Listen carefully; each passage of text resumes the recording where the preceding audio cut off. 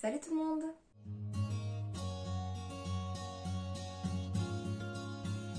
On se retrouve aujourd'hui pour parler TDI dans le divertissement et plus précisément, est-ce que ça peut matcher ou est-ce que le contenu sur le TDI qu'on va voir ne sera toujours qu'un ramassis informe de clichés? Bon, on va essayer de répondre à cette question, mais si tu sais pas ce qu'est le TDI, je te me rappelle tout de suite.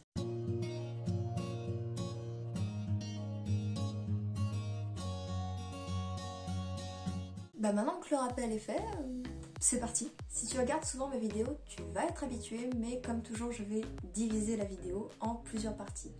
Les films et les séries et les livres. Et avant de commencer, je tiens à préciser que pour certains des noms que je vais donner, il n'est pas dit officiellement que les personnages ont un TDI, mais il y a assez de concordance pour nous y faire penser, ou au moins pour nous faire penser à une certaine multiplicité. Du coup, on va commencer tout de suite avec les films et les séries. Bon, le premier, tout le monde le connaît, je nomme la pire caricature du TDI qui, d'un point de vue scientifique, est une horreur, Split. Je vais pas m'attarder dessus, tout le monde connaît, on passe à autre chose. Pour les prochains films, je vais vous donner le titre et le personnage qui apparemment aurait un TDI ou une multiplicité, mais pour ce qui est des synopsis que je vous donnerai juste après, je vais lire parce que ça sera juste beaucoup plus simple pour moi, je pense, que ce soit pour le montage ou pour le tournage actuellement, et ça risque d'être beaucoup moins bruyant. Du coup, en second film, nous avons Fight Club, avec le personnage du narrateur. Et pour ce qui est de synopsis, je vous le fais tout de suite. Pourvu d'une situation des plus enviables, un jeune homme à bout de nerfs retrouve un équilibre relatif en compagnie de Marla, rencontrée dans un groupe d'entraide. Il fait également la connaissance de Tyler Durden, personnage enthousiaste et charismatique. Voilà, j'ai rien de plus, vraiment c'est le synopsis officiel. Je sais pas si ça raconte quelque chose sur le film, je l'ai jamais vu. Vous pouvez me huer, je n'ai jamais vu Fight Club. Je sais que ça parle d'un club de boxe, de combat clandestin. Première règle du Fight Club, on ne parle pas du Fight Club, c'est le seul truc que je connais. Ensuite, nous avons le film Peur Primale avec le personnage d'Aaron Stampler. Ce film retrace l'histoire de l'avocat Martin Veil qui va prendre la défense d'Aaron Stampler, accusé du meurtre de l'archevêque Rushman et qui, de toute évidence, est innocent. Il va appuyer sa défense sur les examens du docteur Harrington, une psychologue, et plaide non coupable. Cependant, alors que va s'ouvrir le procès, des éléments troublants vont tout remettre en cause. Ensuite, nous avons le film Shutter Island avec les personnages de Teddy Daniels et Andrew Laidis. En 1954, une meurtrière extrêmement dangereuse placée en centre de détention psychiatrique disparaît sur l'île de Shutter Island. Deux officiers du corps fédéral des Marshals, Teddy Daniels et Chuck Halls, sont envoyés sur place pour enquêter. Très vite, Teddy Daniels comprend que le personnel de l'établissement cache quelque chose. Seul indice dont il dispose, un bout de papier sur lequel est griffonnée une suite de chiffres entrecoupés de lettres. Ensuite, nous avons un film qui date de 1960, oui c'est vieux, avec le film Psychose et le personnage de Norman Bates. Phoenix, Arizona.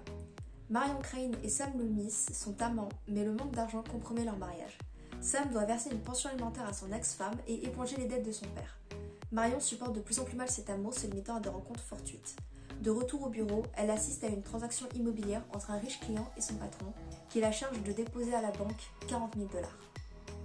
Ensuite, nous avons Identity, avec le personnage de Malcolm Rivers. Surpris par un orage, 10 étrangers se retrouvent par hasard au Golden Palm Hotel, un motel situé en plein désert. Au cours de la nuit, ils se font assassiner les uns après les autres. Pour les survivants, c'est le début d'un terrible cauchemar, chacun soupçonnant l'autre. Peu à peu, ils s'aperçoivent qu'ils ont tous quelque chose en commun. Ils vont devoir chercher, dans la personnalité et la vie de chacun, le mobile du tueur et, par déduction, trouver l'assassin. Ça me fait un peu penser au livre Qui ment, je trouve, un peu.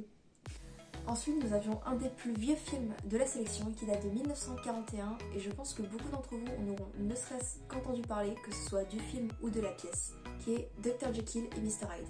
Ça raconte l'histoire du Dr Jekyll qui est un chercheur passionné et un de ses patients décède à la suite d'une expérience et ça l'affecte particulièrement. Et ça l'affecte notamment parce qu'il avait la certitude de pouvoir le sauver. Ensuite, nous avons un film nommé Les Trois Visages d'Eve avec le personnage d'Eve White. Eve White souffre de maux de tête et de perte de mémoire occasionnelle. Elle consulte le docteur Luther, un psychiatre. Pendant une séance d'hypnose, elle révèle l'existence de multiples personnalités. Eve possède 3 personnalités et 3 vies distinctes. Le psychiatre va tenter de la guérir. Et le dernier film de la sélection est le film nommé Fou d'Irène avec l'officier Charlie Bailey Gates et Hank Evans. Charlie Bailey Gates est un policier souffrant de troubles de la personnalité. Après avoir suivi un traitement médical, il se voit confier la mission d'exhorter Irene Waters dans un autre état, où elle est recherchée pour une violation du code de la route. Mais Charlie entame ce voyage en oubliant ses médicaments, permettant par la même occasion à son alter ego dérangé Hank de refaire surface. En termes de série, il y a Mr. Robot, dont vous avez sûrement déjà entendu parler, ne serait-ce que par Zeliana, je sais qu'elle en parle beaucoup. Elliot Alderson est un jeune informaticien vivant à New York qui travaille en tant qu'ingénieur sécurité informatique pour AllSafe Security. Celui-ci luttant constamment contre un trouble d'anxiété sociale et de dépression.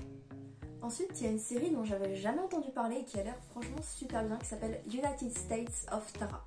Tara Gregson est une femme au foyer d'Overland Park, dans le Kansas. Souffrant d'un trouble de la personnalité dissociative, décide d'arrêter de prendre son traitement pour découvrir la cause de sa maladie. Et pour terminer la sélection qui est beaucoup plus courte que celle des films, j'ai nommé la nouvelle série Marvel, Moon Knight. D'après Allociné, cette série est un joyeux mélange de TDI et de mythologie égyptienne qui, je pense, est saupoudrée par une pincée de possession.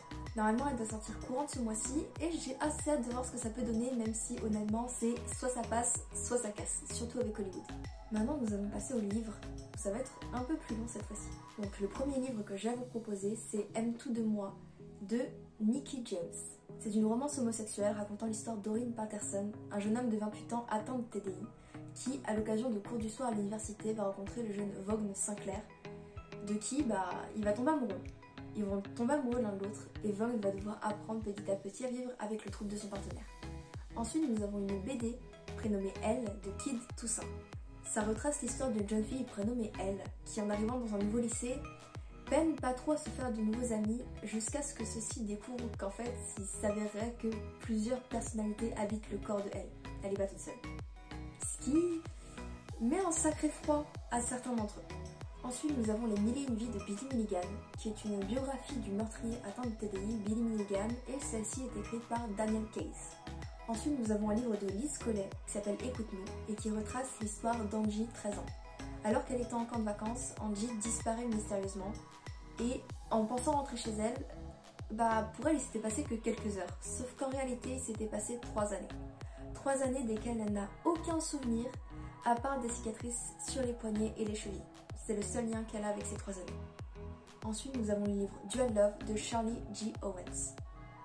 Ça retrace l'histoire de Max, un boxeur parisien avec une grosse peine de cœur qui se retrouve plus ou moins contre son gré propulsé sur un site de rencontre pour essayer de trouver une copine calme et douce, histoire de se rabibocher avec la femme de son meilleur ami. Mais il tombe de haut quand il découvre que la personne la plus compatible avec lui, c'est Mistaigne, sa voisine, qui n'a rien à voir avec la fille sexy et chaleureuse du site de rencontre. Max est pressé par le temps et il va devoir prendre une décision et il va donc devoir gérer le secret de sa voisine. Elle a 2 personnalités. Pour avoir lu le livre récemment, il représente très bien le TDI. La seule petite fausse note que je lui donnerais, c'est la mention, la notion même, de personnalité originelle qui est extrêmement présente. À part ça, le trouble est très bien décrit et même les incohérences notables sont des incohérences à l'intérieur même du livre et sont expliquées plus tard. Et puis même pour les quelques petites fautes, on comprend que pour quelque chose qui doit être scénarisé comme un livre ou un film, il est très compliqué de parfaitement coller à la réalité. Le livre est très bien écrit, la romance en elle-même est poignante et les personnages sont très attachants, donc franchement si je devais donner une note à ce livre, je donnerais un bon 8,5 sur 10. Ensuite, nous avons une nouvelle biographie qui est celle de Sibylle. Sibylle Dorsetti, qui est une femme dont le cas de TDI a beaucoup fait polémique et qui a notamment donné son nom à ce qu'on appelle l'effet Sibylle. Et cette biographie est écrite par Flora Rita Schrader. Ensuite, nous avons un livre de Charles MacLean, De peur que les ténèbres ne tombent. Ça retrace la vie de Martin Grégory, qui a une vie totalement banale, c'est un banlieusard, tout ce qu'il y a de plus classique, jusqu'au jour où il commet un acte irréparable et à ce moment-là, il décide d'accepter de suivre une thérapie. Et séance après séance, il se rend compte qu'il n'est pas du tout l'homme qu'il pensait être. Il a plusieurs personnalités, il est habité par plusieurs personnalités qui mènent sa vie tour à tour à son insu. Ensuite, nous avons le livre Tumulte de John Harris Dunning. Alors qu'il a une vie trop calme, Adam Whistler aspire à une vie beaucoup plus tumultueuse qui le permettra de se révéler à sa propre existence.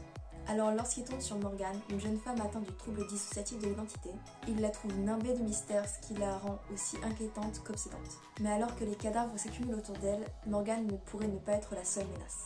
Ensuite, nous avons une dernière BD qui est Ces jours qui disparaissent, écrit par Timothée Le Boucher. Ça retrace l'histoire de Lubin Maréchal, qui est un acrobate de 20 ans et qui, alors qu'il se prend un choc sur la tête, après ça, il a de nombreuses amnésies et comprend pas trop ce qui lui arrive. Et un soir, pour comprendre ce qui lui arrive, il décide de se menotter à son lit et de se filmer. Il découvre qu'il n'est pas seul, qu'il y a une autre personnalité en lui. Au début, il arrive à communiquer avec cette personnalité, mais peu à peu, il y arrive de moins en moins et cette personnalité prend de plus en plus sa vie pour la sienne et les absences de Lubin s'allongent de manière exponentielle. Et pour terminer cette vidéo, un dernier livre, mais pas des moindres, honnêtement, je sais pas trop quoi en penser de ce livre. C'est MK, Abus rituel et contrôle mental de Alexandre Le Breton. Ce livre parle d'abus rituels traumatiques et de comment certaines personnes se servent de ça pour contrôler et programmer mentalement des gens, notamment des enfants. Ce livre ne parle pas explicitement du TDI, mais les sujets qui y sont abordés sont certaines des nombreuses causes du TDI et, pour ce cas-ci, de la création des systèmes programmés. Bien sûr, je mets un trigger puissance 1 milliard sur ce livre et vous le comprendrez rien qu'en lisant le synopsis. Alors, le divertissement populaire et le TDI, est-ce que ça marche? Eh ben, pour ma part, je pense de plus en plus. Malgré certains contenus qui restent toujours remplis de clichés, il y a de plus en plus de contenus qui sont fidèles à la réalité, notamment parce que les scénaristes et les auteurs se renseignent. Quand ils veulent écrire quelque chose sur le TDI, ils se renseignent avant et même demandent parfois conseil à des personnes qui en sont atteintes. Et ça y est, pour beaucoup, ça évite de faire beaucoup de merde et ça évite de propager encore plus les clichés qui sont déjà très ambiants dans nos sociétés. Donc à mon avis, ouais, ça matche de plus en plus. Voilà, c'est la fin de cette vidéo, je vais te faire mon petit speech habituel. Tu peux liker la vidéo si elle t'a plu et t'abonner en n'oubliant pas d'activer la cloche pour ne pas manquer les prochaines vidéos, c'est important, et tu peux même commenter pour me dire ce que tu as pensé de la vidéo. Je tenais aussi à vous faire passer une nouvelle qui, je suis sûre, va beaucoup vous attrister. Il n'y aura pas de vidéo pendant les 2 prochaines semaines. Oui, je sais, vous êtes triste. Pour la simple bonne raison, c'est que je suis en stage pendant les 2 prochaines semaines et je vais avoir énormément de boulot et honnêtement pas le temps pour les vidéos. Mais n'ayez crainte, je vais rester active sur Instagram et si ça vous intéresse, mon compte est dans la description. Donc tu peux aller nous rejoindre là-bas. Et aussi pour me faire pardonner, je vais vous tourner un vlog pendant ces 2 semaines de stage. Essayez de vous emmener avec moi le plus possible dans cette première expérience professionnelle. Parce que je pense que ça peut être intéressant. Du coup, il va y avoir le premier vlog de la chaîne qui va sortir d'ici 2-3 semaines. En attendant, je vous fais plein de gros bisous et on se revoit très vite. Bisous!